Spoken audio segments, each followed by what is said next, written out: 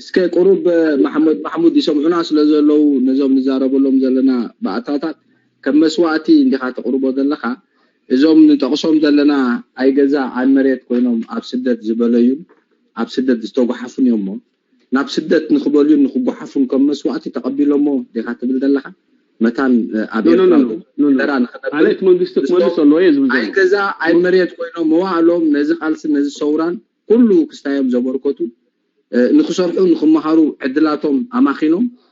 ነዚ ሰውራዚ ትንፋስ ዝሃብዎ እዮም ኣማሲኡ ከዓ ሕጂ መንግስትና መፅዩ ሃገርና መፅያ ላይሎም ታናይ መጠረሽታ ከውርስዋ ዝደልያ ያኽል ካብ ስደት ከርተት ናብቲ ንቡር ንምምላስ እታ እንኮ ኣብ ኤርትራዊ ከተብለካውን መሬት ክትውንና ኣለካ ይዝብል ሕግንዳባ ንመፂና ኸማ እዚ ኣህዛብ እዚ ይጠፍየሎም ትብሎ ዝኸፍሎ ዘሎ መስዋዕሲ ንጥፍኣቱ ይዝኸፍል ዘሎ ማለት እታ መሬት ንኽነብረላ ኣይኮነን ወዲ 65 ወዲ 70 ዓመት እንታይ ደኣ ንወለዶ እዩ ዝገጥፋ ዘሎ ኣትሊስት እቲ ኣብ ስደት ዘፍረዮ ወለዶ ክምለሰሉ ዝኽእል ገዛን ጽላልን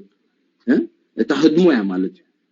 ሕጂ እዚ ከም መስዋዕቲ እንድሕር ወሲድካዮ ኣብ ደገ ዘሎ ኤርትራዊ ከም መስዋዕቲ ብኡገይሩ ይጥፋዕ ማለት እና ሃገር ገጹ ነቲ ዘሎ ኣብ ኤርትራ ትካል አቡ ገርካ ሰምዑና እውን ስለ ዘለው አይ ዶንት ቲንክ ከም ስኻ ትገልጾ ዘለኻ እቲ ገንዘብ ንመስዋዕቲ ኢሎም እዮም ከፊሎም ምክንያቱ መብዛሕትኦም ንፈልጦም ዕድመት ዝደፉ እዮም ነሰውራ ከዓ ካብ መሰረቱ ዝሓብሕቡ እዮም እዚኣቶም ቀዳምነት ክትቦም ኣይግባእን ዲ ሃገር ደኣ ትገብረላ ጥራሕ ዲኻ ወይስ ትገብረልካ ኢኻ ማለት ኣብዚ ሕጂ እንታይ ንበልካ ይሰብሓሉ ስለ ዘለው ፈቃደኛታት ዮሞ ገንዘቦም ሂቦም ኣብ ደገ መሽምሾም ብጣዕሚ ቴንክ ዩ ብጣዕሚ የመስግናካ ኣዳይ ነገር ብጣዕሚ ንፉዕ ሓታታይ ጋዜጠኛ ነይርከ መስለኒ ኤልወይ ግን ብክልተ ነገር የርእያ ነው እዚኣ ሓደ ኮንትራክት እዩ ኦኬ ናይ ኮንትራክት አግሪመንት መንግስት ነይሩ መንግስት ሓላፍነት ኣሎ ኮንትራክቱ ክዋፃ ምስኦም እዚ ናይ ፍትሒ ጉዳይ እዩ ተጃኒ ኣነ ዝብሎ ዘለኹ ግን ብዙሓት ዝፈልጦም ኣሎ ኣብ ዘካባቢ ዝነብሩ ከም ዝገብሩ በቃ ኢሎሞ ዊ ትሪት ዲስ ዋን ከም ሓደ ናይ መስዋዕቲ ገለ ኢሎም ዝዛረቡ ኣለዉ ተረዲሕና እንተ ዘይኮይኑ ግን ኣብታ ኢላኮ ቀዲማ ጠቂሳ ዝነበርኩ ስርቂ ኢላያኮ ከም ሓቂ ተዳሪኻ ነዚ መንግስቲ ግን ክሰርቕ ድዩ ክኸፍል ዓቕሚ ድዩ ተስሲኑ እሱ ካልእ ጉዳይ ኣነ ያሬት ኣብቲ መንግስቲ እንተዝህሉ ፅቡቅ መልሲ ምሃብኩ ነይረ ኣነ ዝፈልጦ የብለይ ግን ብናተይ ኣጠማምታ እስ ዲስካሬጅ ክገብረና ይብሉ ኣብ ዝተወሰነ ኣዝዩ ፅንኩር ዝኾነ ኩነታት ዝኾነ ብሕጂት መንግስቲ እቶም ገንዘቦም ዝተቀበሎም ኣብቲ ግዜቲ ናይ ኮንትራክት ጉዳይ እዚ ንምግባር ድማ ሓደ ከብቲ ናይ ሕጋዊ ፍርድታት እቲ ናይ ፍትሒ ፍትሓት ዘሎ ምዕባ እዩ ማለት መንግስቲ ክኽሰስ ኣለዎ ኣነስ ዜጋታ ንመንግስቲ ክኸሱ እየ ዝደሊ ንኹም እየ ከዓ ዝጋደል ዘለኹም ሕጂ ኢለኩም የሳውራ ኤርትራ ቀንዲ ዕላምኡ ንፍትሒ እዩ ነይሩ ስለዚ ነብኡ ገጽና ኢና ንደፍእ ዘለና ነብኡ ገጽናስ ክንደፍእ ንኽእል ኢና ንዑ ንምግባር መንግስቲ ክንዓሉ لعلن تحاتن جزينا عندنا مقتال أيدلنيو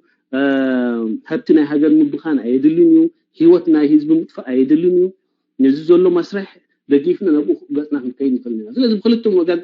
مدايات يزري يزول له وتحدي الكونتراكت ده هو السماع معي 100% جمع حواد زياتهم بأزجي إصرار فتنا بزلبرات كل جزء جنزب يوم يوم كونتراكت جيروم يوم اسم منجستي عن عين عهان سلزوكل نحنا ون نحك المورالاون حجاون تاشم لنا جوبا لنا نظام حواس زياتهم تجونزبهم يا أخ ملا صلهم مسولدوا ويد ما تي مبسعة استأطوا مريت كوهبهم إذا نمبر 1 يا كم نمبر 2 زبلا زلخو قال له أنا حواس لو فلتهم بقى كم حدا مسواتي وي كم حدا وفايا زقوا صروه هم موف اون زغبور نبكاهم زخدو وينكم زلو اجو سمتاي كريه كزدلي حيل ما نسي منجست لنا دي بلناني تخطى نسو خم هلو منجست خم تقبلنا يا غيرو يزاربك الله اجي تقدر وعلا يفلت غلي يفلت مسرع نعمات زي حقاوي اندابلنا يسخم هلو منجستي حقاوي نغورو بلالو زي حقاوي منجستي اندابلنا عبيت رست كويزي وي محمود يردو يلن وي كا كونيلو يقشش الله مالتي زي حقاويو حزبي مرصو حزباو جنبار اي مرصتو هقدف اي مرصتو ابتسعان تخوعتن 1997 حقاونو توديو ماندي ديبلو منغستيو كالغا تححزو نايت هاجر بتعم غوغويو قتال جيغاتات اندافصمه يمچيو نهاجر بانكرابت غيروايو حجز منغستي زي امو هاي الغسوو بلنالو حجي محمود اغرغر مفتاري يبللو نت ملغاس ناي منغستي ماكلاي منغستي لخمو بوسدلو جزايزي حجي ابشن كولل يخم زلهم بلنالو محو محمود كابشن كولل كمين وص كم تقاوم يكون كاسك تزارب مخر الناس تايد لكاتريتو مفتح خندلي مدهانيتو مقصالنا هيقدف ايكونن مقصالنا هيقدف زي حقاو ስለዝኾነ زي حقاو ነገር ተጣው ይኻተብሉ ዝፈሸለ ተጣው ይኻተብሉ معقن هاجرنالካ ቁጠባው معقني حدነ ሶሻል معقني حكمناو معقني بكل معقنታት ነተሃገር ባንክራፕት ገይርዋ መንሰይካ ገዲፍዋ ሃገር ይሃድማሎ ካብዚ ዝለዓለ ፍሽለት የለን ስታንዳርድ معقنيና ነጥወሉ ዘለና ሙሕጂ እንታይ ይግበር ኣብቲ ተቃውሞ መጽኻ أنا سقاوم اللي دلله ويلكا زعبا هزار بالله خموني أنت تقاومه مخيفشل كم تدل حياة خوونسني انتهي جبر أبدي تزارب. alright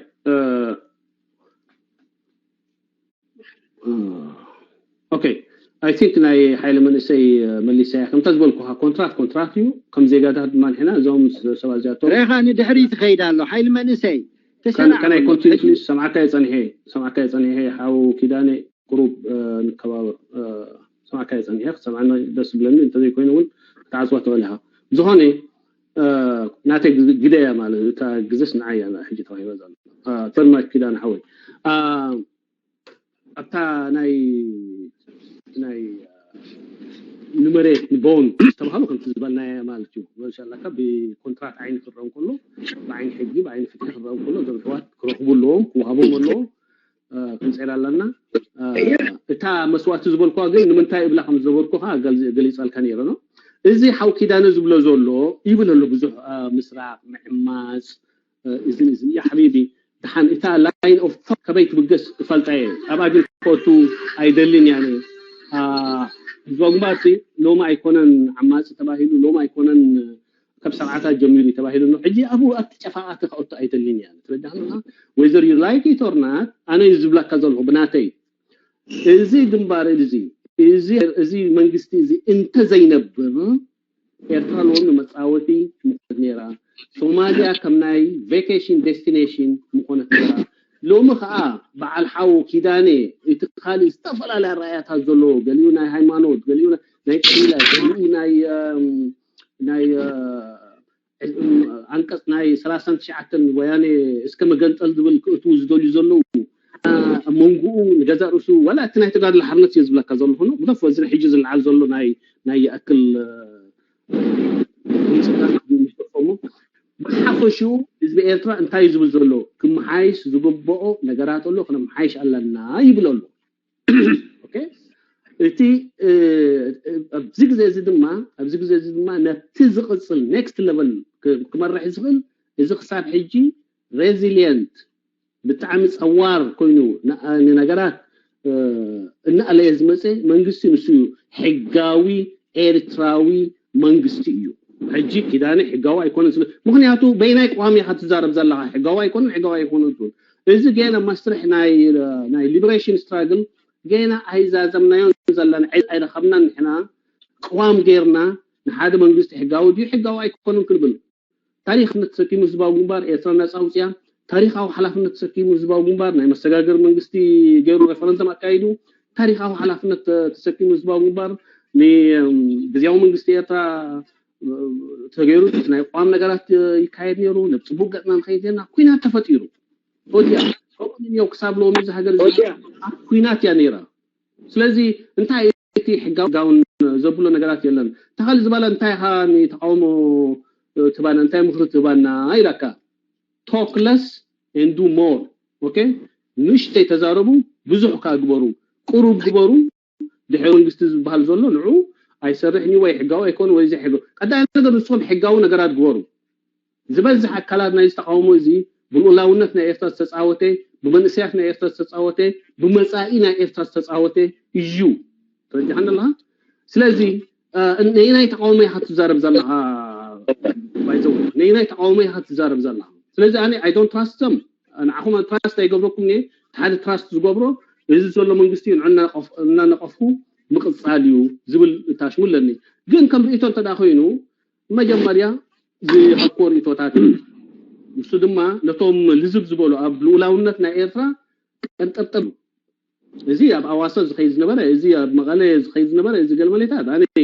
I don't even have ምሶም ዘዛርብ የብለይ ተረጃሕናለሃ ኣብ ግዜ ኩናት ባዚኣቶም ምስ ሰላኢና ኤርትራ ዝወገኑ ሰባት እዮም by definition ድማ እቲ ኩናት ክልቲን ሃገራት ኣብ ጁላይ 9 2018 ደው ኣቢልናዮ ኢለን ኢትዮጵያ ቆም ኢላ ኩናት ነይረ ምስ ኤርትራ ኢላ ኤርትራ ኩናት ነይረ መንጎ ባዕለን ኢለን ፈሪመን ኣለዋ within this time መንጎ እዚ ክሳብ እዛ ዕለት እዚኣ ምስ ናይ ስርዓት ናይ ወያኔ ዝመሓዙ ዝነበሩ ኣኼባታት ዝገብሩ ዝነበሩ ወታደራት ገይሮም ዶብ እንዳሰነሩ ንኤርትራውያን ወይ ካላት ናይ መንግስቲ ዝጥቁዕ ዝነበሩ እዞም ሰባት ማለት ካልስ መለን ንዑ ተረጃህን ምስኦም ንዑ ማይኮንኩ ዝዛቡ ግን እሕዋት ኣለዉ ልዙባት ኣብዚ ዘይኣተው ናብ ሓቂ ኮንትሪቢዩት ገብሩ ኣብዚ ናይ መስርሕ ናይ መንግስትነት ናይ ምህናፅ ዝዛረበሉ ዘለናቡ ወታው ዝሆነ ታሪክ ጻውቱ ዝሆነ ንዑ እንታይ ኢለዮ ነቲ መንግስቲ ቅረቦም ንዞም ዜጋታት እዚኦም ኢለዮ ቅረቦም ንዞም ዜጋታት እዚኣቶም ከም ዘኣቱ ግበር የዝብል ዘለኹ ነዞም ዜጋታት እንታይ ኢለዮም ልዙብ ዝኾነ ህዝቢ ዝቕበሎ እማመ ኣቅርቡ ቻሌንጅ ንህዝቢ ቻሌንጅ ግበርዎ ኦኬ ናብ ግዜ ሰላም መፂና ኣለና ንሕና እዝን ፍልያት ኣለና ምሳኻ ኣብዝን ከዓ ክንሰርሕ ንኽእል ኢና ሕግዝ ንኽእል ኢና ዝብል እማመ ኣቅርቡ ኢለዮም ኣባኹ ወዲዋዝ by the way ሓይል መንሰይ half an hour ከይደ ያ ፍርቅ ሰዓት ላይ ከይደ ከብያ ኦኬ ኣብዚያ ዳሓን ናይ ገዛ ሓንቲ ላስትሕቶ እንዲያ ዘላ ዳሓር ተሳተፍቲ ዕድል ክንቦሚና ኣብዚ ሓለፈ ናይ ሚድያ ተቀርቦ ወይ ተቀርቦ ዝነበርካ መብዛሕትኡ ስለምንታይ ኻ ሓንሳ ደጋፊ ሓንሳ ተቃዋሚ ዓይነት ትመስል ትብል ሕቶታት ብብዝሕ ተቀርበልካ ትትህቦ መልሱ እንዳተናገሊዩ ሰሚዐዮ ኣንቢበዮ ከም ኳንቱም ኮንካ ሜዲያተር ወይ ከዓ ሪፎርሚስት ኢኻ ባህላ ኢኻ መብዛሕትኡ ግዜ እታ ናይ መጨረሻ ጽሑፍካ ዘውፃ ቅድሚ ሕጂ ደገ ኮይነ ዝዛረብን የማርርን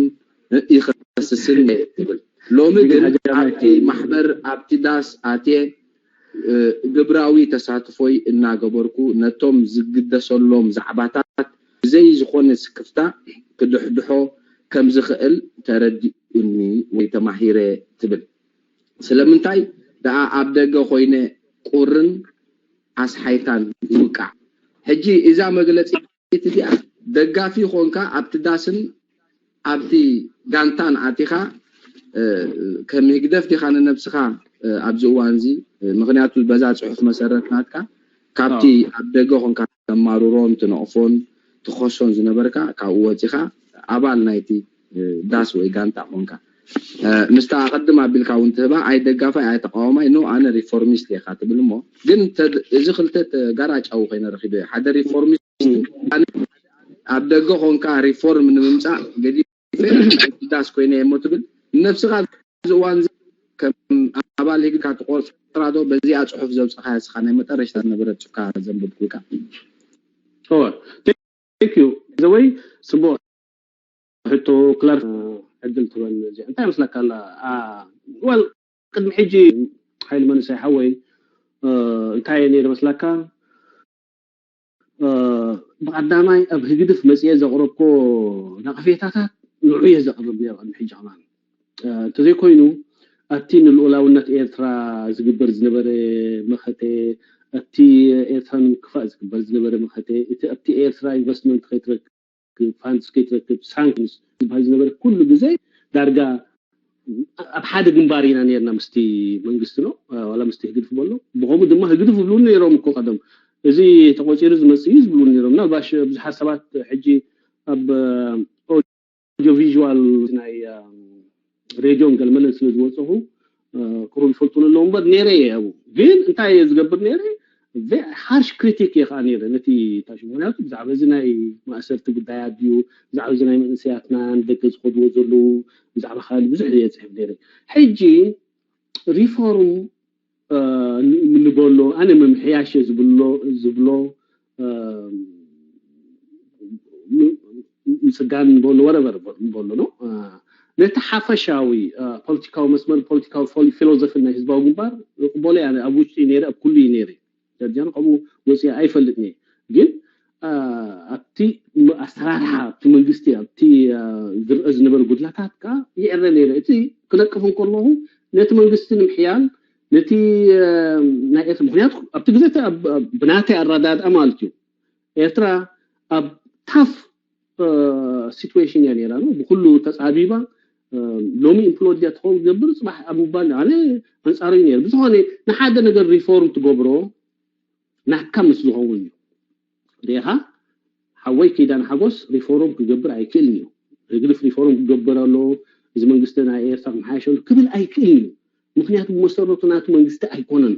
አይ ሀገራውን ይዝብሎ ዘሎ አይ ኤርትራውን ይዝብሎ ዘሎ ስለዚህ ንዑ ሪፎርም ከገበር አይከኝ ምስና ሐሳብ አይቀበልኝ ለተ መንግስት መሰረቱ አይቀበልኝ አነ ግን ለተ መንግስት ቀበለኝ ናተይ ስለዝሆነ ብዘይኩ ሐል ስለዘይ ብለይ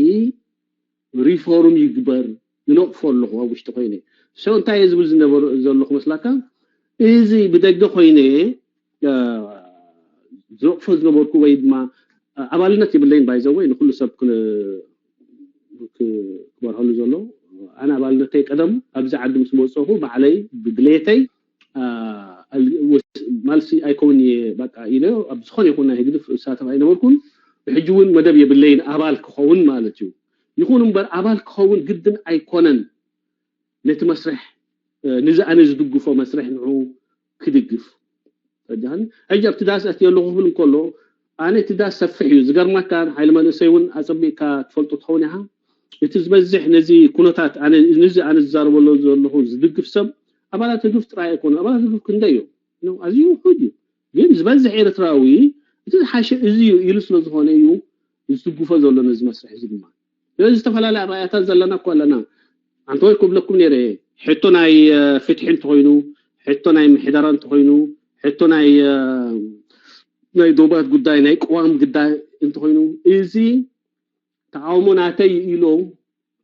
ኢሉ እዚ ዛረበላ እዚ ናተይ ጉዳያት እዩ እውን ግን ነቲ ማና ደገፍኩም ከለኹ ስቲል እዞም ጉዳያት እዚኣቶም ዝያደ ቆላዕታ ግበረሎ ከአ ክዛረብ كنقف كصحف اخيليه غيري اوريدي كفتينه مالي امنا هيغرف بالتوك ينيري ازي زحلف قدام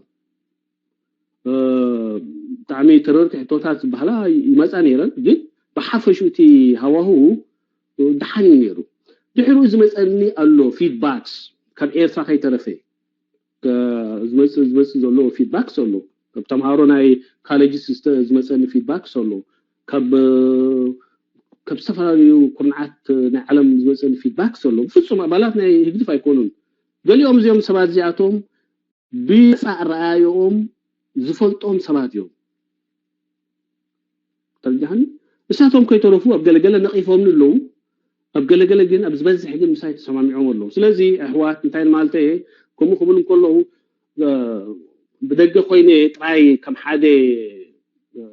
زي شاراو دانيا خوينه وي كمزي اباتا وي زي معادي وي زي تاشم زي كونسي اتمسرح كحوسلني اتمسرح كلاتنا لنا حيل ما نسي كمان يا بادي we have a place for you how كداني تصبر تفضل تزال مدرخ انت يا تبل زال وصلكم الله احنا كنسرحنا نخمو خون تونتات نجازارو زي ياكل زولو من اسي دم شخص معبو اواتيو دمسي وهابو رومي وهابو بوتاي وهابو كسمع الله اوشتو انقد يخليو اوشتو خمس انقد كجبر يكال يتزقللت لومي نزل قناتنا ايرترا نزل منغستي يكونتي جنبار نعو ام حاش كانت نيكست ليفل مخاد اتا زحاشتن less costly ብዙሕ ዋጋ ዘይብላን ተዝሓሸተን ኣማራጺ ንሳ እያ ዘላ ካሊ ትስተረፈ ግን እዚ ናይ ዳያስፖራ ዘሎ ፖለቲክስ well 20 years ንኹም ይኹም I don't know ሕጂ ጾሚኩም ቁሩ ፍንጃል ዝኸውን ጽማ ክነውጽ ንኽእል ኢና ትብሉ ተኾይንኩም ካ መርሓባ ብጽየ ጥብለካ ሕጂስ እዚ ክብል እንከሎ ኣነ የናኣስ የለኹም ብዙሓት ሃገራውያን ኣለዉ ባእታታት ንሱ ድማ እቲ መንግስቲ ነዚኦም ዕድል ክህቦም ክቅርቦም ከዓ እጽዋዕ ኣለኹ ማለት እዩ thank you ሃይልማንሰይ hello ኣለኻ ኣቶ ኪዳነ ጎን ንሽተይ ኮመንት ኣቶ ኪዳነ ድሓር ተሳተፍቲ ገዛ ሕቶ ክንቀበልና ያ መኒ ቀንጠብጠብ ድብል اسمع መኒ ቀንጠብጠብ ድብል ዘሎ ብዛዕባ ሃገራዊ መንነትና ሃገራዊ ናጽነትና ግርም ኢልኒ ከመይ ገይሩ ደቅርቦ ናቱ ዲክሽነሪ ኣሎ ግርም ኢልኒ መኒ ብመንእሰይ ያጻወት ዘሎ ግደፍ ዲስ ዋላ ተቃውሞ በይ ኮይኖም ተቃውሞ ዳ ሕጂ ኩናት ተፈጢሩ ብለና ኩናት ባዕሉ እንዲፈጢሩ ካብቶም ፈጠርቲ ኩናት እንዲ ሕጂ መኒ ቀንጠብጠብ ድብል ዘሎ ብዛዕባ ሃገራዊ መንነትና ምስ ንኢሳያስ ተሰምዖ ጽቡቕ ይመስለኒ ዝሓውና ንሓንሳ ኣማኻሪ ኸውን ከምዚ ኢለየም ይብል ነብሱ ክዕብ ፍትን ሕጂ ህዝባዊ ግንባር ኮ ናይ ህዝቢ ኢሉ ናይና ህዝባዊ ግንባር ይዘሎ ትሕቶ ነቲ ናይ ህዝቢ ቃልሲ ዝሰረቀ ህዝባዊ ግንባር ቶም ህግደፍካ ኣለዉ ኢሳያስ በዓሉ ቶም ነፃነት ደምፁልና ኮ መንዲ መስለካ ቶም ኣው ተሰው ቶም ደስኪሎም ዘለው እቲ ህዝቢ ናይ ህዝቢ ያኮ ብዘይ ህዝቢ ይኮነን ሕጂ ህዝባዊ ግንባር ዝበሃል ኣብስትራክት ነገር የለን ካይል መሊስዋ ናነ ድላይኩም በልዎ ምስኡ ክኸውን ይልና ስለዚ ናቱ ስለዝኾነ ፐርሰናል ክትዕምፃለ ስለዚ ሲ ብደረጃ ሃገር ክካትዑ ዝኽእሉ ስታንዳርድ ዴፊኒሽንስ ዝርድኡ ቁሩብ ተመክሮ ምህሮ ኣእምሮ ዘለዎም ሰባት ከተምፅኡልና ንላቦ ህድሪ ጀጋኑና ግን ዋላ ንግደፍ ድግፍ ከሎ ግን ገለ ኮንቬንሽን ብውሕዱስ ኮንቬንሽናል ነገር ክኸውን ኣለዎ ሕጋዊ መንግስቲ እዚ ኢልና ሕጂ ከመይ ገይሮም እዚ ይካትዓነ ሕጊ እንታይ ማለት ቁጠባዊ ምዕባለ እንታይ ማለት እዩ ሃገር እንታይ ማለት እዩ ይሄዝ ነክሉ እዚ ኣጋር ፖለቲካ ናይ በዓል የማነ ናይ በዓል ኣጋሪ ፉት ሶልጀሪ ስለዚ ከተምፁ ከለኹም ክጠቅመና መታነት ክጠቅመና ነትክትዕ ስቁሩብ ስታንዳርድ ኣራራዳ ናይ ዝኾነ ይኹን ነገር ዘለዎም ሰባት ከተምፁ ሕጂ ልና ናተይ ስለዝኾነ ንርትዒ ቁሩብ ኣይኮንኩን ይብል ኣለ ሰብ clouded judgment bias ሲብሎ psychology ሕጂ ንርትዒ ክቅበል ከምዚ mother's approach scientific approach lawyer's approach mother-in-law approach ዝበሃሉ approach ናቱ ናይ ማዘር ወድኽ ሽኮር ሰሪቁ ተበልካ ነው ገለ ታሊሎም መኾኑ ገለ መለ ያትብል ሕጂ ኻዚ ካብለና ኣሎ ብሰንኪ ህዝቢ ብሰንኪ ግብስ ወያኔ ብሰንኪ ገለ መለ እዚ ዳ ሃቤማነ ብዝሓሸ መልክዑ ሰሚዕና እንዲና ሕጂ ንሕና ንብለና ኣብቂዕ ሲስተም የብልና ናብ ኤርትራ ናይ ውልቀ ሰብ ሲስተም እዩ ሕጂ ናይ ህዝቢ ሲስተም ክንሃንስ ንኺድ እኹል ዓቕሚ ኣለዎ ህዝብና ናይ ህዝቢ ሲስተም ዘመናዊ ደውላ ክሃንስ ንብላለና ብሕጊ ጉዙእ ነፃ ትካላት ዘለዎ ሕጂ ቁጠባዊ መደብ ኣምፂኡ ስኒና ህግደፍ ቁጠባዊ መደብ ማስ ቢኪዲ 19 ዓመት ዝፈሸለ እቲ ናይ መንግስቱ ፍሽለት ደይሪድ ክንዲ ናይ ተቃውሞ ፍሽለት ተቃውሞ ሃልክ አንተ እንታይ ልና ብዙሓት ሃገራውያን ኣለዉ ኢሉ ኢሰንሻሊ መንግስቲ ክትብሎ ከለኻ ብጠባያቱ ብፖሊሲናቱ ብገለ ቡይ ካተለልዮ ብቁፅሪ ሰብ ኣይኮነን ሓደ ክልተ ሰለስተ ዝሓሙለው ዳው ኣለዎ ስለዚ እንደም ብእሰሩ ዘለው ጠፊና ዲ ሕጂ ውሽጥን ደገን ኢሉኻ ኣይፈላለየና ምክንያቱ ሕጂ እንዳትዛረምና ከለና ኤርትራ ብናይ ዳያስፖራ ገንዘብ ያትኸይደላ ትግደፍ ብዝፈጠሮ ገንዘብ ኣይኮነን ነፍስ ወከፍና ብረሚታንስ ኣብ ስታቲስቲክስ ረይዎ ዝለዓለት ኣብ ሙሉእ ዓለም ብረሚታንስ ገንዘብ ትኸይድ ኤርትራ ሕጂ ብገንዘብና ኮይድ ፃወት ዘሎ መንእሰያትና ይፃወት ዘሎ በሃገር ይፃወት ዘሎ እሞ ሕጂ ፐርሰናል ርእይተይ ከምዚ ናይ ፐርሰናል ርእይተይ ይኮነን ሃገራዊ ርእይቶ ዘለዎም ሰባት ኣምፂኹም ከተካትዑና ተስፋ ገብር ይቀኒልና ሕጂ እቲ ንሰማዕቲ መድረክ ክትከፍትዎ ቁርባት ኢና ታንኪዩ ክቡራት አጋይስና አቶ መሐሙድ ሳልሕን ከምኡን አቶ ኪዳን ሓጎስን የቀለልና ቁርብ ደሓን ማይ ሙስተዩ 2-3 ደቂቕ ናብ ናይ ገዛ ሕቶታት ክንዓቱና ብዝተኸኣለ እቲ መልሲ እውን እንድሕሪ ሕፂርኩሞ ገለ ሰባት ዕድል ክንህብ ተደጋጋሚ ዓይነት ሕቶ እውን ክመፅእ ስለዝኽእል ኣብ ግምት የእቲኹም ነቲ ዝቐርብ ሕቶ ካብ ተሳተፍቲ ብሕፅር ዝበለ መልክዕ ክትምልስዎን ሓተቱ እውን ርእቶን ለቦዋን ዘይብሉ ዳይሬክት ትደኮሽ ናብ ሕቶ እተው ግዜ ክንጥቀመጣና የጋይስና ኣብኡ ከለኹ እግሪ መገደይ ናይ ፅባሕ ወዲ ገዲም ተጋዳላይ ሓርበኛ መሐመድ ሸሪፎ ዕዱም ጋሻና ኣብ ገዛ ሕድሪ ጀጋኑና ኣሎ ፅባሕ ሰዓት 8 በርሊን ኣቋፃፅራ ኢብራሂም መሐመድ ሸሪፎ ኣቡኡ ናዲኡ ማሕዩር ጠፊኦም ዘለዉ ወዲ ሓርበኛ ተጋደልቲ መሐመድ ሸሪፍን ኣስቴርን ፅባሕ ዕዱም ጋሻ ናይ ገዛ ሕድሪ ጀጋኑና ኮይኑ ዘለዎ ርእቶታቱን ኩነታት ናቱን ኩነታት ወለዱን ዝያዳ ኩነታት ሃገርና ከዓ መጨረሽኡ ኣብ ግምት የእትዩ ናይ መጀመርታ ሌላ ዕድሜና ክቢሩ ፅባሕ ኣብ ገዛ ሕድሪ ጀጋኑና እውን ስለ ዘሎ ንኩልኩም በዚ ጋጣሚ እዚ ብክብረት ንዕድመኩም ሰማዕትናን ተኸታተልትናን ናይ ፅባሕ መደብና ሰዓት 8 በርሊን ኣቋፃፅራ ኢብራሂም መሐመድ ሸሪፎ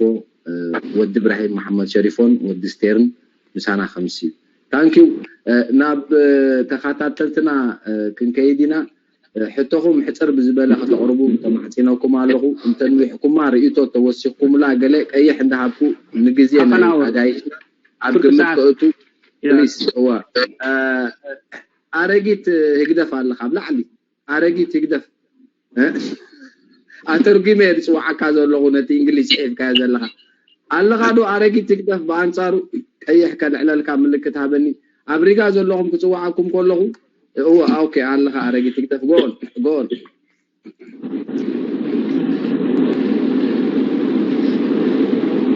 سلام يسمع الله خدي سلام يسمع الله خدي اوكي حاونا محمود نابخاي زغن عن زلخ زن حتتات مس من شمور يتبلين مسك كيدان حوس طلال ريت يبلين ميتغني تسامع نابتك سج ሚኒስትር ትምህርቲ ይሰርሓሎ ገለልካሞ ኣነ ተማሃራይ ነይረም ባዕዲ ንዓይ ይሰርሓለይ ንመን ይሰርሕ ነይሩ ተማሃራይ እንደዚህ በከመይ ኢኻ ሚኒስትር ትምህርቲ ካን ዓቅሚ ረኺብካ ሓደ ተማሃሮ ኮሌጅካ ምትብባዕ ይገብሩለ የሚልካኒ ኣብ ኤርትራ 0.2 ኮኔክሽን ይዘሎ ካበይ ተጠቂሞም ኮኔክሽን እዮም ገና ዓኻ ክረኽቡካ ክኢሎም እዚኣ ክትምልሰለይ ከላይ ድማ መንግስቲ ኤርትራ ፌስ ገብር ይኽእል ኢልካዮ ወይ ማለት እዚቲ ያክል ምባልናስ ኣብ ክበፅሓለዎ ናብ ኤርትራ ትብልካሞ ግደፈሞ እዚ ናይ ያክል ይብፃሕ መድረክ ክትቅር ትኽእል ዶ ናምነቲ ባሰና መፅዮም ሲ ተመራሕቲ ህግደት ወላ ኢሳያስ ይኹን ወላ ማንኪ ይኹን ሲ ምስ ኣሰናዲ ወላ ምስ ኤርሳት ኮይኖም ሲ ክዘራረቡ ዕድላት ክትፈጥር ትኽእል ዶ ምክንያቱ ከም ዝሪካ ዘለኹ ሲ ሓደ ኣብ ናቶም ክሊ ስልጣን ዓብይ ቦታ ዘለካ ሰብ መስል እዚን ትመልስካለይ ጽቡቕ ሳልሰይት ናይ መወዳእታ ከዓ የብዝሕዳ ከሄሉ እምበር ራይቫል ክገብር ዝኽእል ክህልሎ ኢልካሞ መን ራይቫል ገብር ትብል ዘለኻ G15 ተካእቲ መፅኦም እንተኣሲርዎም ንሕና ድማ ከይንዛረብ ኣፍና እንተ ዓቢስና መን ከምኡ ናብ መሪሕነት ክመፅእ ትፅበ ዘለኻ ንስኻ ድማ ከም በዓል ከማ ከዛመሰሉ ከዓ ይጨፋሉ ኣለዉ ሞራሉ ተናኽፉ ኣለዉ ስለዚህ كم عين الرأي يزل كازين سكابر هالي please thank you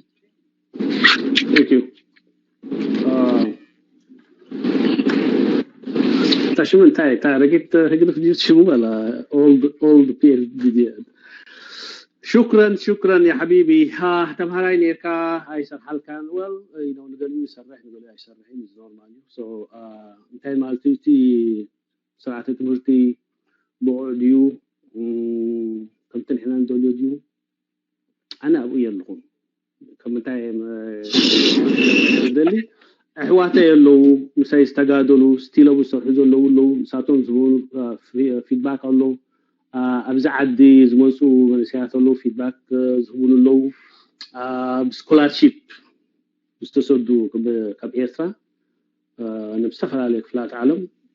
ساتون زمزغبو حيزو مزلو يلو الله تنصبراتنا بزح دقمتكم زلون كل جزء تي في اريا بزخونه يلا هنا انا بايزوي فلوي حبريتاي باللين ينكم يا 10 جزء الحمد لله مالسي بالله يكون حسابه انا كم زي فلوي حبريتا زلني وي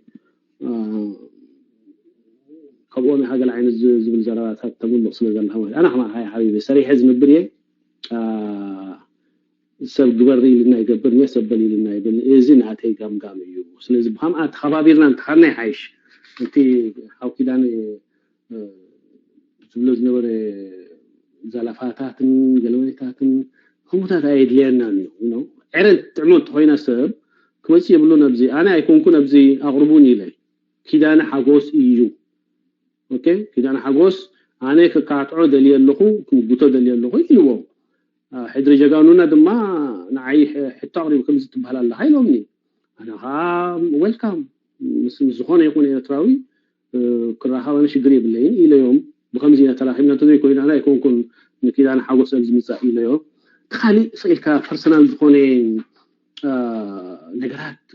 I don't know انا تحت ليفل ناتي اكومታ تزارب አይደልኝ ነው انا ግብራው ዝሆነ ነገራት يقربلكم له ጂኦፖለቲክስ ናያታ ከምዝ በለ ኤርትራ በከምዝ በለ መድረክ ሓሊፋ ነዚህ ሁሉ አይቀበሉን ይዝሰብ እዚ እዚህ ይቀበሉን ተዳኸይኑ ከመገረ انا مسوك ካታ ብትሓደጉን ክትወን ከላህ ነው ግን بخبري كفلالለን مسنبر كزلفون قالن አይክል አይደልን ይብሎዝ ነበር ብዙ حكبل بخالكم يعني بزخونه نبت حطوتات ناقه مهراي نير كان عخاي صالحال كان ام سوري اجوها ابزل هاي سرا تاشمو سرعه تعوجها ግን እቲ ابي ساعه ትምርቱም ዘሎን يفرقهم ዘሎን ولا انت حبا ازغل አይኮንም بستفلالي درجات يفتن يزولونا من الصبوات زحلفو بديغري درجه حلفو كلاجات تحلفو موياو زغلو كلاجات يفتن يزولونو تزبلنا دما اوشتي كوناتاتي هم مزدلنا اذا منغستي باجت نيرو الى انا حسبني انا ابالو يكون كنا يفلطوني جين اتز نبر كوناتنا اسا نزفلت سب كميجيروم يوم ران يغبروا إذا كل بيروقراطي ملي وزولو ولا زي أبالنا يحضروا أقولوا بحال زولو منسرات ملي زولو ولا بتربعة من خمسة من أنت قصيرنا أول حاجة ده يزهون يزول له بقى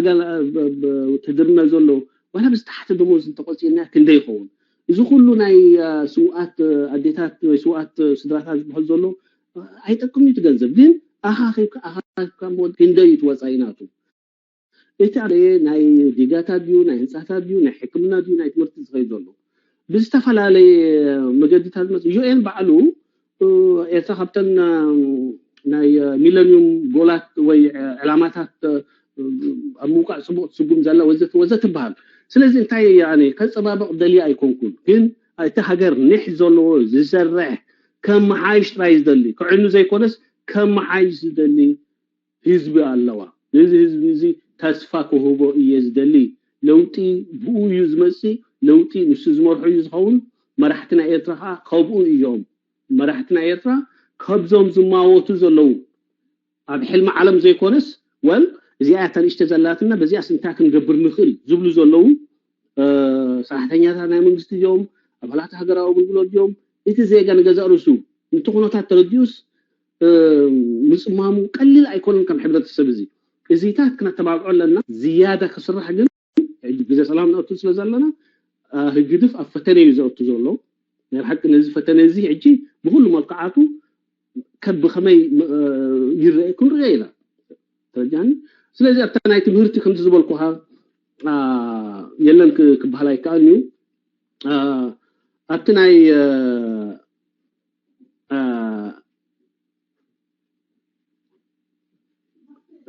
تاكل لي تخليت متوبع يقبروا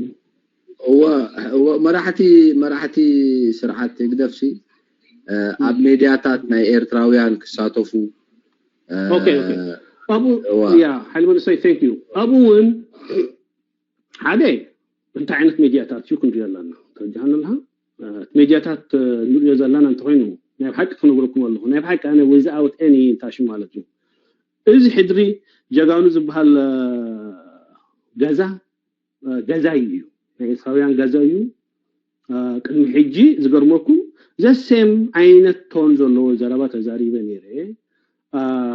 still evolve قبل نيرات حسبناتي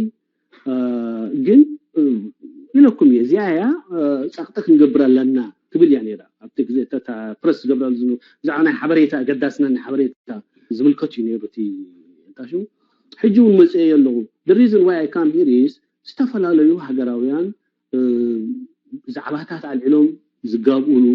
ስለዝኾነ ገለገለ ሚዲያ ዝበሃል ናይ ውልቀ ሰባት ቀዳይ ነገር እቲ ሚዲያ እና ናቱ ኢንስቲቱሽናላይዝድ ዝኾነ ሚዲያ የለም ስለዚህ ናይ ውልቀ ሰባትዮም ቶም ሰባት ሲያቶም ድማ ከከም መርገጽታቶም ዝነበረ ከከም ትዝብሎ ዘሎ 10 ግዜ ሰራዊት ኤርትራ ጠፊኡ you know ወንግስት ኤርትራ ታሽሙ ገይሩ ገልበታ አይነት ዘምጽ አይነት ሚዲያ እንታው ሚዲያ ይኩስ ይካና ውልቀ ሰባት ናይ ፕሮፓጋንዳ እዩ ምን ይሙሎ God knows ስለዚህ I don't know ተደለዩ ኮዱ ሁሉ ተዘይደሉ አይኮዱ አነ ግን ገለገለ ሚዲያታት አሉ ወላ ተጸውዑና አይኮዶም ያይ ከይዳ ይክልኒ ነብሱ በጋዛዚ መጽየ ምክንያቱ ዝጋዛዚ ደሃን ዝሆን ትሕቶ ዘሎ ጋዛ ስለዝሆነ ደሞ መጽየ አለሁ ማለት ነው እቲ ሜዳ ናይ መንግስት ግን ሚዲያ ናይ መንግስት ግን ቡኽ ዛረበ እቲ ዝያዳ ክኸፈት አለው ባል حداث ቴሌቪዥን ቪዲዮ ወላ አብደገ ዘሎ ገለገለ ሚዲያታት ገይሩ ሓደ ከምቲ ሆፉል ሪቶናታይ ዘሎ ድማንሱ ኤርትራውያን ሲት ሰብዓናትናታቶም ብነጻ ዝገልጹን መድረኻት እናተቀልቀለ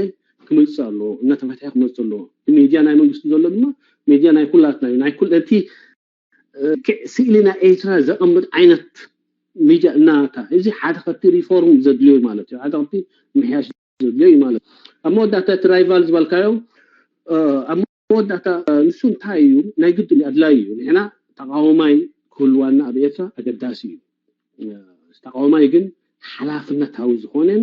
ቅዋማዊ መሰረት ዘለዎን ተቃውሞ እዩ ኣብ ኤርትራ ፍጥር ዘሎ ንዑ ክንገብር ካብ ቀዳምነት ነቲ ቅዋማዊ መድረኽ ክንበጽሕ ኣለና ንዑ እዩ ዝኹል ምሕያሽን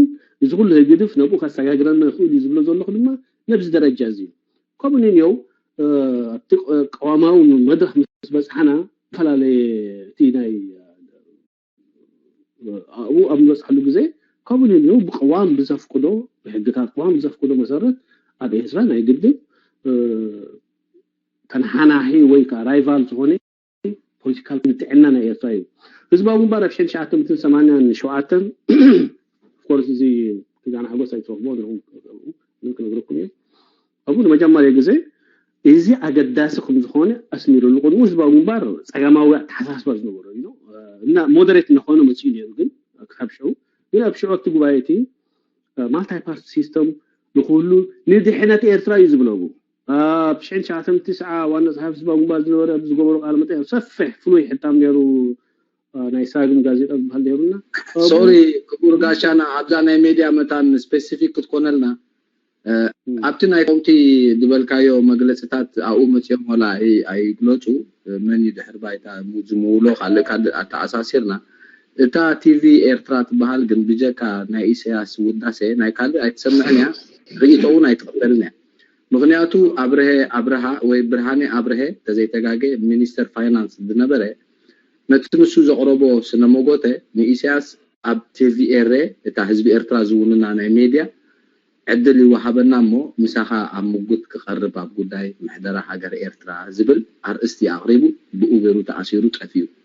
ሕጂ እዛ ሚዲያ ናይ ኤርትራ ትብላ ዘለኻ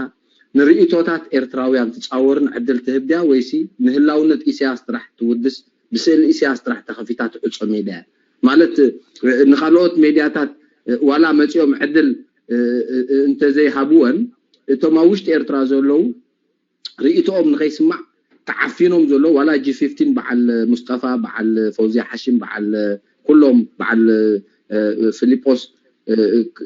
ናይ ገበን ክሲ ከቅርብሎም ከለው ኣብ ቴሌቪዥን ኤርትራ ተጠቂሞም G15 ዕድል አይረኸቡን እንታይ እዩ ጉዳዮም ንህዝቡ ከቅርቡ እቲ ሚዲያ ናይ ህዝቢ ተቆይኑ ርኢቶ ናይ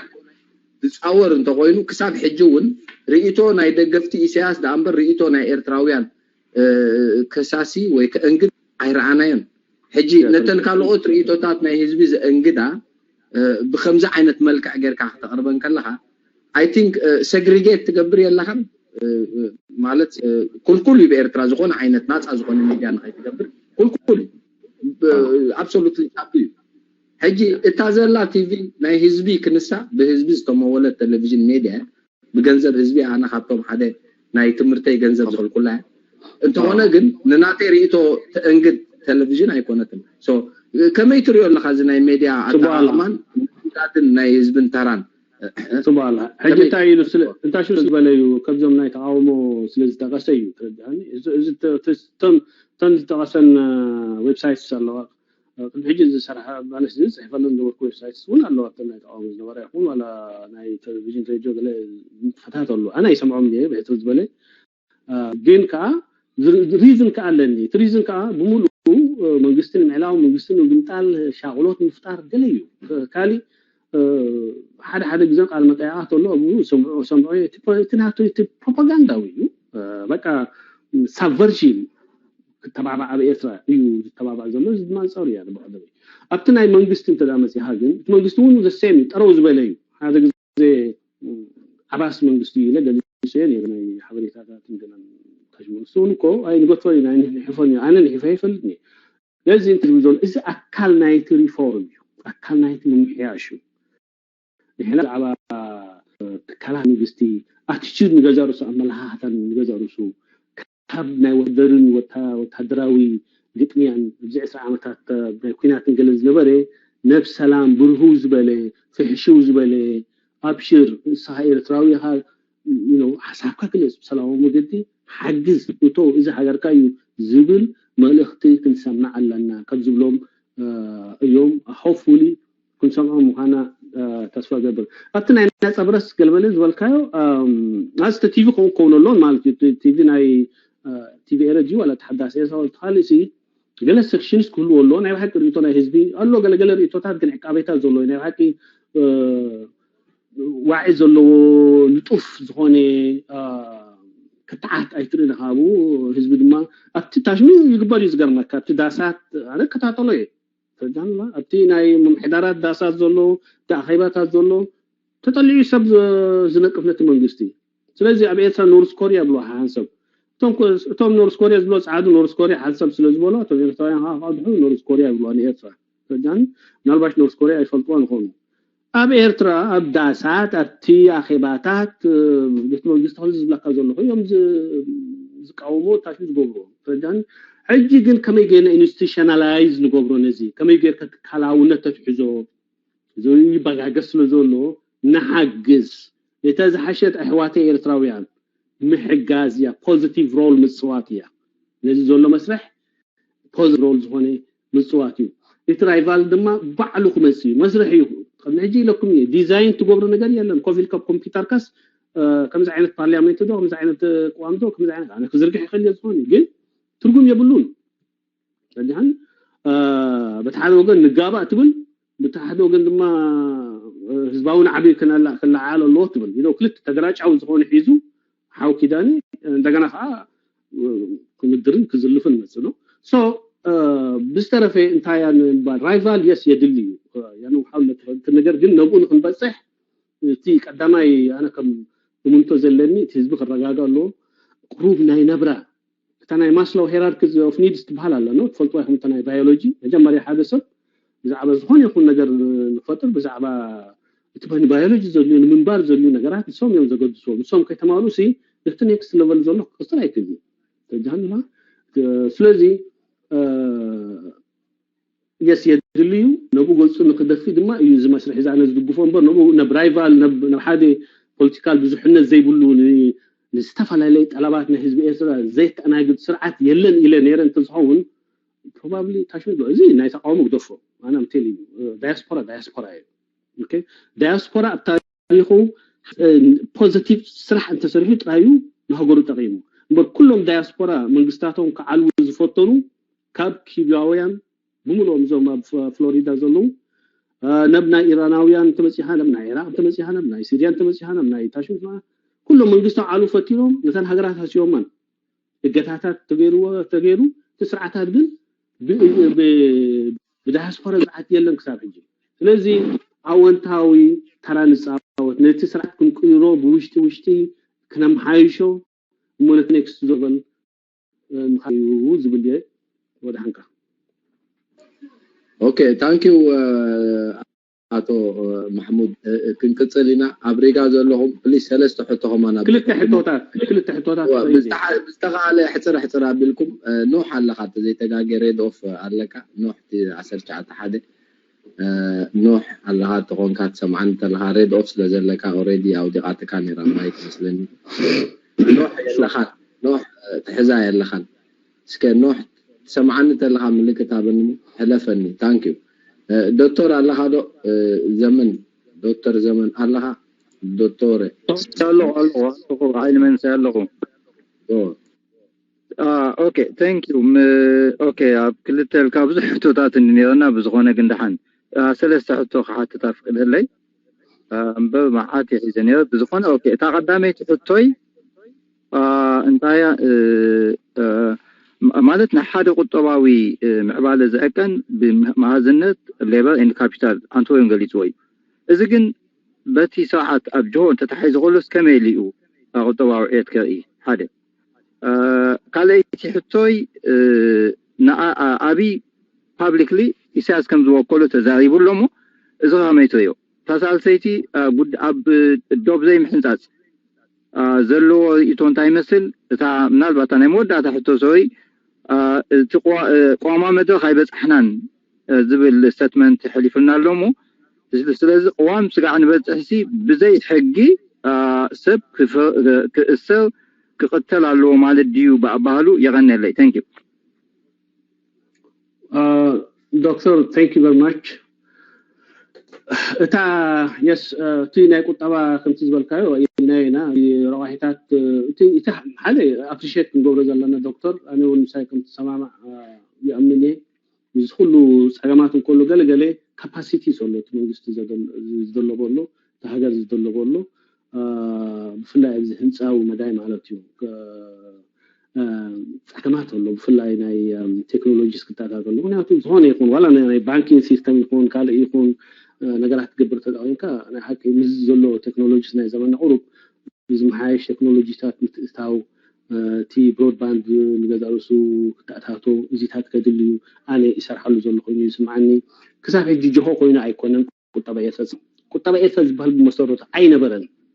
ዘይነበረሉ ምክንያት ድማ ኩናት ነይሩ ተሃገር ኩናት ዘሎ ሃገር ድማ እታ ዘላቶ ንዲፈንስ ጥራዩ ታሽንጎ ሴቭ ገይሩ ምዕባለኒ ፕሮጀክትታት ከውዕሉ ዝኽእል ገንዘብ ይብሉ እታ ዘላቶ ከበይ ኢሉ ክሳብ ሎሚ እንቀሳቀስ ነይሩ ኣነ ይገርመኒ ስለዚህ ነዚ ዘይተቀበሉ ሰባት ፕሮባብሊ ፀገም እዩ ኣነ ከረድእ ማለት እዩ ምክንያቱ ንፈልጥ ኢና ቁጠባ ነይሩ ቁጠባ ክበጋገስ ጀማሚሩ ነይሩ ኩናት መዋዒሉ ትያገር እቲ ዝነበረው ንሽተይ ናይ ህዝባዊ ግንባር ዝነበረ ግሩፕ ሴቭ ዝኾኑ ነገራት ንሱ ብምሉ ሓንቲ ሚል ክትገዝእ ክንደይ ሚሊዮን እዩ ዘድልየካ ንዓመይንተን ክትገብር ክንደይ ሚሊዮን እዩ ዘድልየካ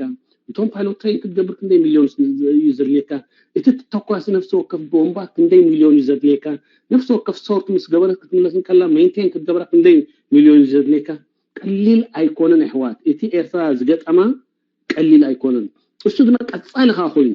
እቲ ቀዳማይ ካብ 98 ክሳብ 2000 ዝነበረ ሶሪ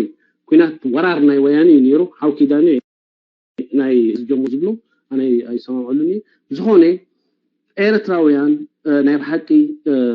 መስዋዕት ከፊሎም እዮም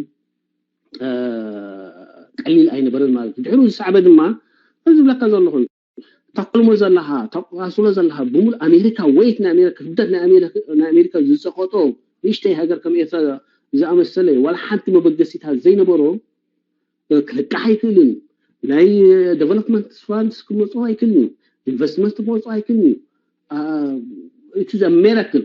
እዩ እቲ ሃገር ክሳብ ሕጂ ከመይ ኢሉ ፀኒሕሎ ኣሕዋት ይደግፎ ፖዚቲቭ ሮል ይፃወት ነዚ መንግስቲ ከዓ ውሽጢ ኮይንካ እንታሽም ግበር ይካሉ is possible behavior ናቱ ወላ ዶክተር ይትብሎ እንተዳውንኩም behavior ናቱ ክቀየር ይኽእል እና ሰራሓ ግን እቲ ዝግባእካ እናገበርካ ብዙሓት ድልዋት ዝኾኑ ኣሉ ኣነ ከም ዝመፀኒ ዘሎ ፊድባክስ ማለት እቲ ፖዚቲቭ ኣነ ዘተባብዕ ኩነታት እዩ ዘሎ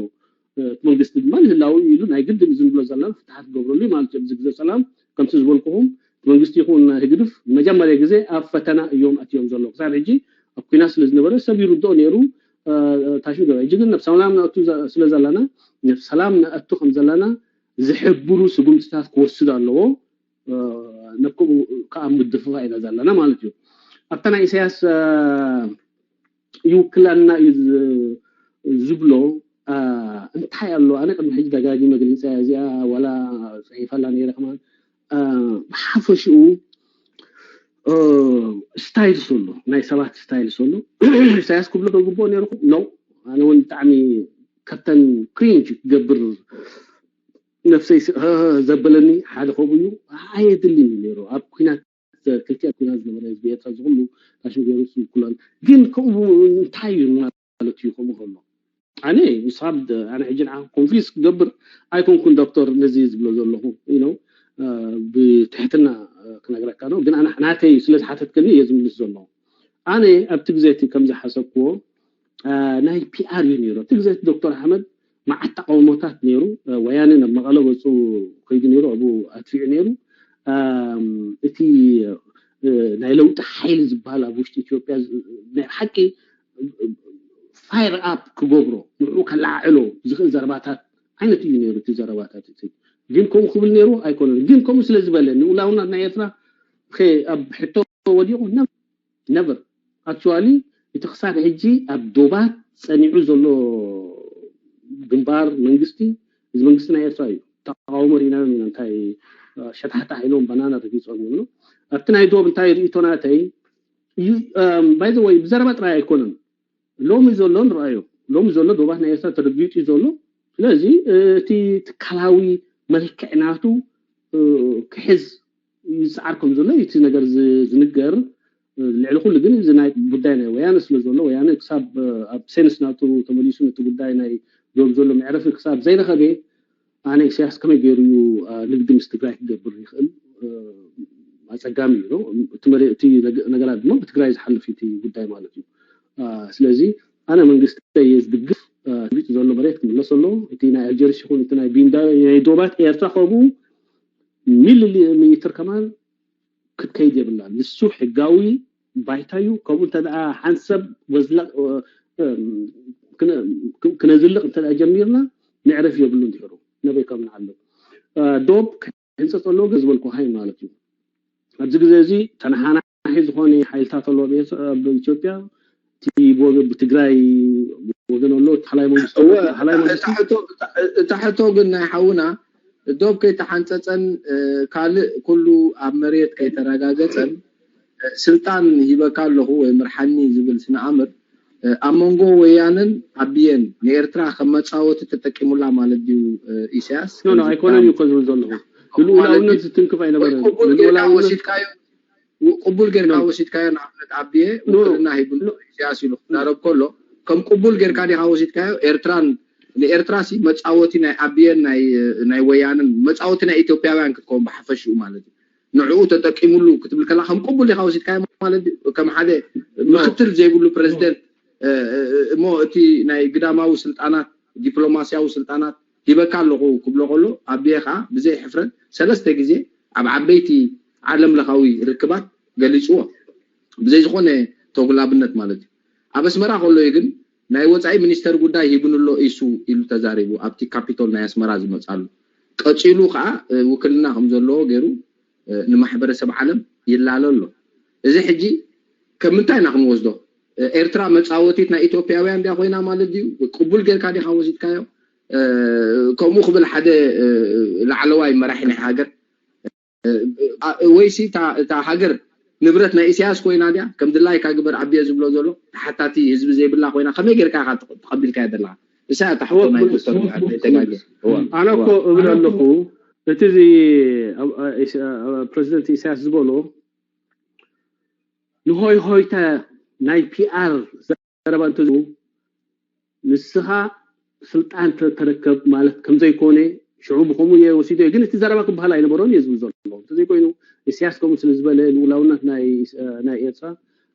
ዶክተር ኣሕመድ ረኪቦ ዝብል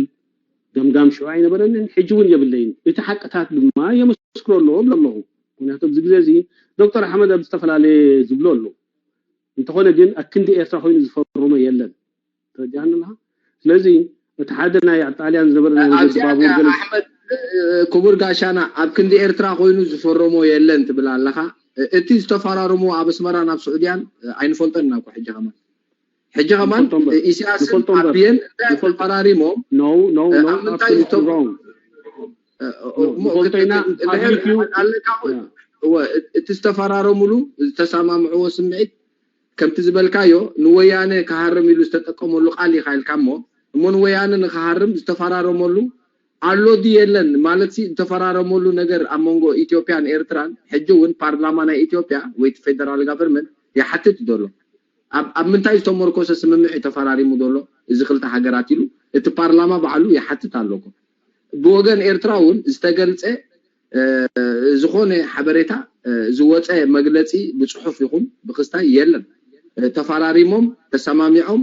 ኣብ 5 ነጥቢ ኣብ 7 ነጥቢ ገንመልታት ይዝብል ወላ 7 5 ነጥቢ ከማን ስፔሲፊክሊ ከም ኣርእስቲ ጥራሕ ተጠቂሱ ዶሎ እምበር እቲ ዝርዝር ናቱ ስምምዓት ህዝቢ ኤርትራ ዝፈልጦ ነገር ኣሎ ኣይብልኒ ምክንያቱ ፓርላማ ናይ ኢትዮጵያውን ዝተቀበሎ ኣብ ኢዱ ከምዘ የለ ንዓብየ የቅርበሎ ኣብ ፓርላማ እንታይ ይትስምምዕ ኣብ ኣስመራ ተፈረመ 5 ነጥብታትን ኣብ ሱዑድያ ዝተፈረመ ድሕሩ 7 ነጥብታትን ሕጂ እንታይ ይትስምምዕ አሞንጎ ኢሳያስን ኣብየን በቲ ኣብየ ዝሁቦን ዝገልጾን ዘሎ ኢና ንሕና ክንግምት ንኽእል እንተኾነ ግን እንታይ ይዝብል ትስምምዕ አሞንጎ ክልቲኦም እንታይ ይዝብል ትስምዕ ትፈልጦ ነገር ተለካ ጽቡቕ ነይሩ ክቡር ሓውና ኣቶ ኦኬ ዝፈልጥ እታ ሓንቲ ዝፈልጣ እንታይ መስላካ ትስምምዕ ፓብሊክ ኩላትና ሪናይና ስለዚ ብምስጢር ዝተገብረ ስምምዕ የለን ፓብሊክ ዩኤን ትፈልጦ ኤዩ ትፈልጦ ኤርትራውያን ኩልና ንፈልጦ ኢና ንርዶ ኣነ ዝበዝሕ ሰብ ንርዶ ዝብል ታሽሙለኒ ንኣብነት ኣብ ናይ ዶብ ከምቲ ዘሎ ናይ ኣልጀርስ ሕጂ ኣብ ቅድመ የለን ትስምምዓት ግን እቲ ኩናት ከም ዘብቅዐ ነምበር 1 ምስለና ምስ ዘሎ እቲ ናይ ዶብ በቲ በአልጀርስን ናይ ኢኢዲሲ ውሳኔ بوكاي تخالد ما كبو زمسي ابو تهدراو ديو ابهلاو ديو كالي ديو اب نجد ديو كلمليتا ابو زبدي تسمع الله اتنا بجدا بسمارا استغبان ساتن ينتنكور تجدا اون بروبابل هاوس مدن جنرال يلو شغل تزبالكها حجي اتنكست زولون تايمز لك اب ادمنستريتيف يو تحت بريك داون غيركا يجو نمنا ندخت من كلاك لا تاتنا ينديو اتي سو معزدالو تدان اساسا يكون زدالو كي لا تاتنا يندي يوم نيغوشيشن يقفل كم زولو طراي يفلط ايثيوبيان ايرتران زبل ግን ይፈልጥ ኢለን መስለካ በዛይካ እተን ኣብ ኣዋጅ ወጽያን ዘለዋ ከሳብ ሕጂ ኤርትራን ኢትዮጵያን ዝፈርሞ ካሊ ስምዓት የለን ኢለን ክልቲያን ሃገራት ፓርላሜንት ኮ ዋላ ዝኾን ይኹን ፕሬዝዳንትታት ታሽቱ አጎብን ኮሎ ፓርላሜንት ገሊዮም አባላት ናይ ታሽሙሎ ዘይ كبرهلنا لو يوم حتى تاسكال علو كل يوم قال يوم قوموا كل يوم بس نورمال كونغرس كوميدي يزقبل هو نا ايرترا سممع مش ايثيوبيا استغبره ابي قريبو ابي ناي بارلاما ابي ناي مينستر كابينت كبير ابي قريبو تخاطعهم نزي انتاي تسممع كما يغيرو تحز اب ديتيل زتعاتوه صبصبالو ودي هذا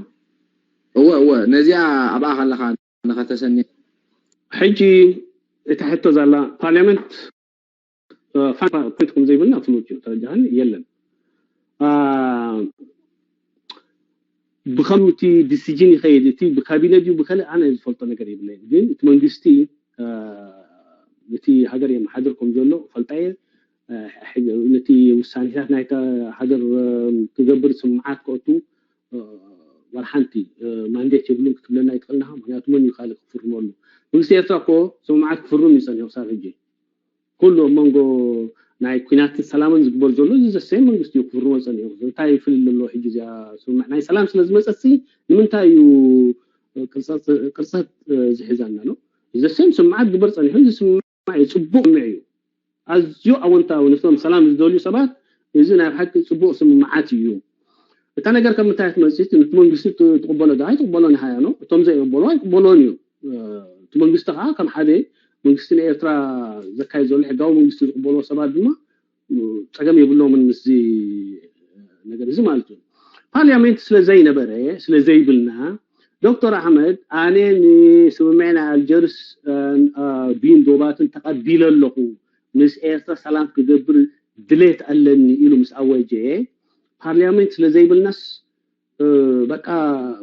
كنحلف ማለት ዲዩ ولا ሽዑ ፓርላሜንት ታሽ አኒ استاذ محمود صالح እቲ ፓርላማ በመሰረቱ ምድስካሉን ምድምሳሱን መሰረት ጠንቅናቱ ጉዳይ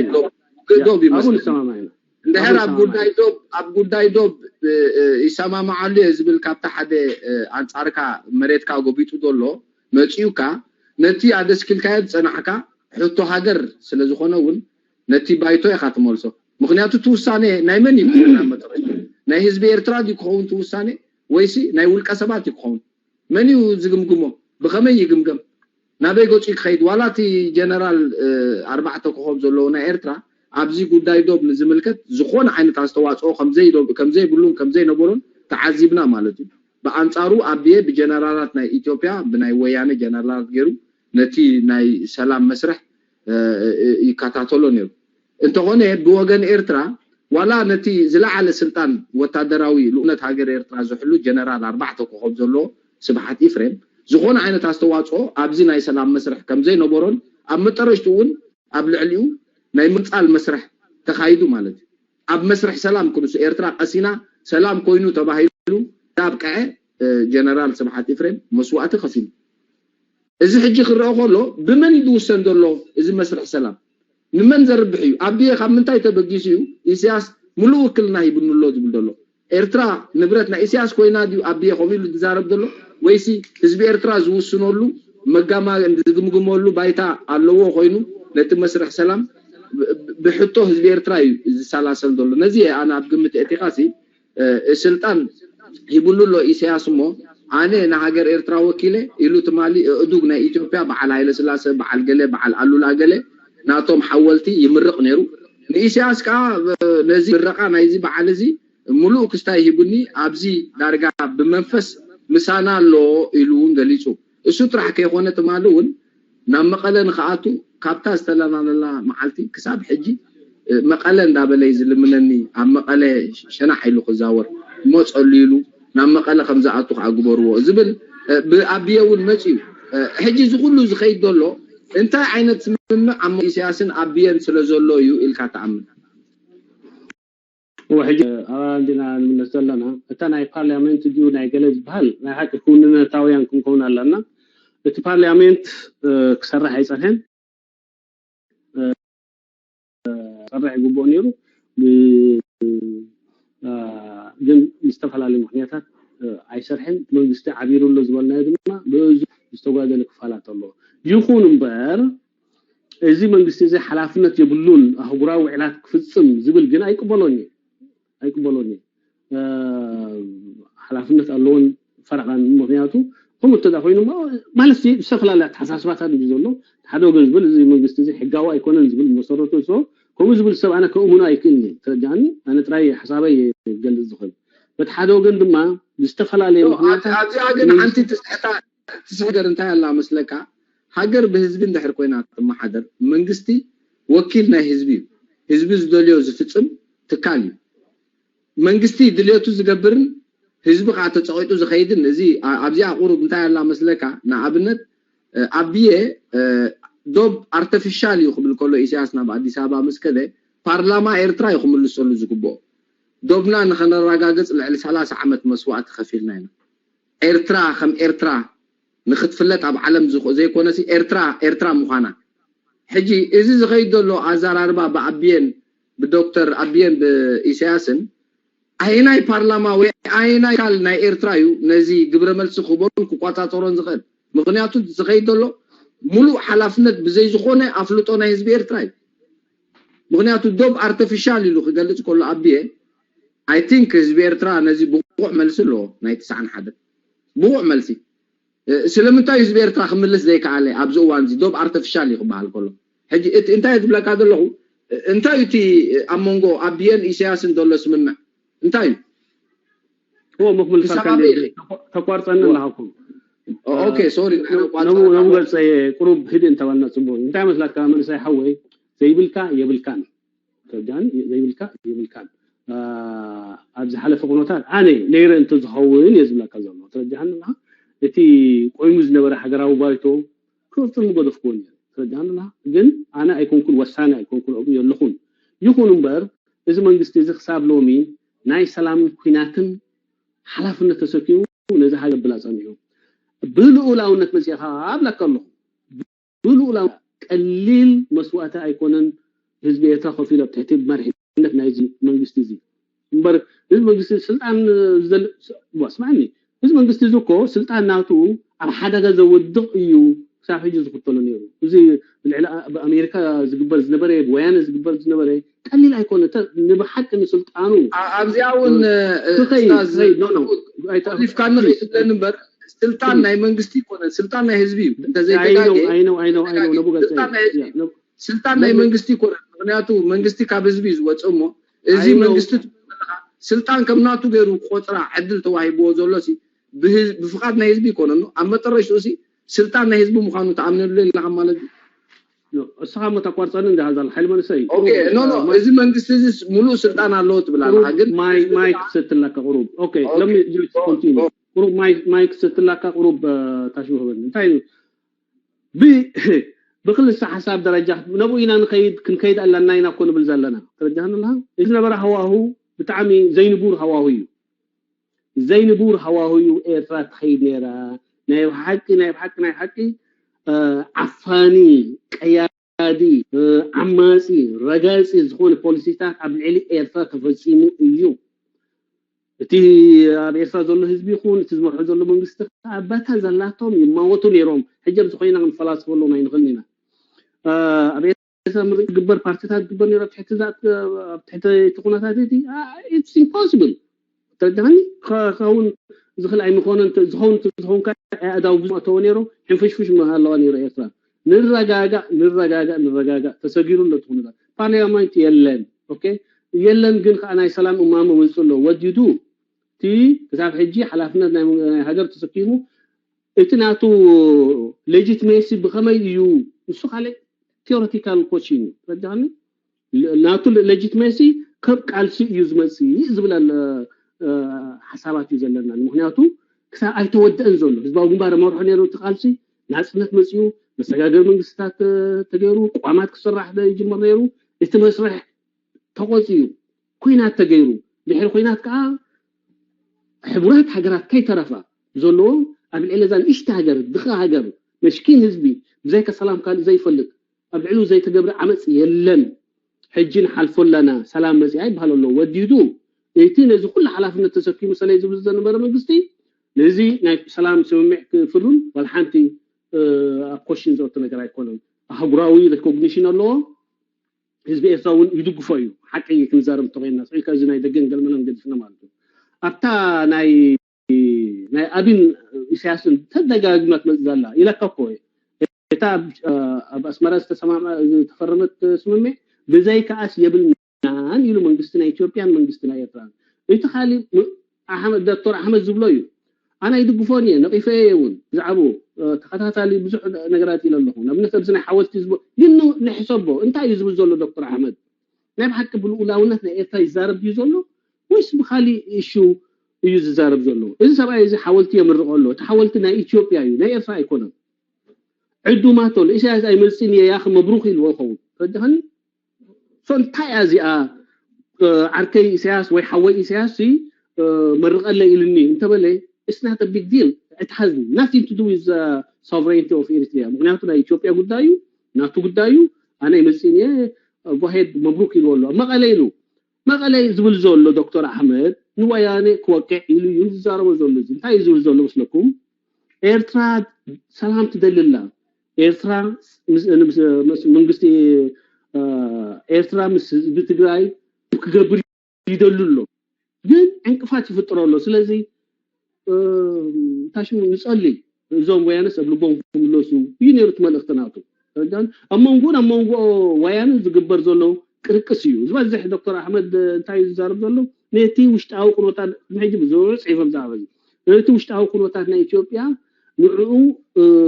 زصلو وزرباتات يو إتي دكتور أحمد زبلو قوارصلو مالسي يعني ممكن نقفل لنا نسو انت زي كوينو جن بزعبا لولاونتنا إلسا قط إلولو دوباسا قط إلولو إثيوبيا سلم إساس تدلو يعصبه تدلو يخفته خبز العل لولاونت تامو فجاني لازي أحوات بزح تاشوي يدبر بزح مالسي تازال لا تستبحال زي كونس دكتور أحمد يقول إساس يقول أستاذ محمود إساس تدلو يخفته يحاطو تمسرح سلام نايبا حكي خونن مالتي يقولنا باقاي نبتقاتات التناخ well that's your interpretation I don't mean that أنا سي لو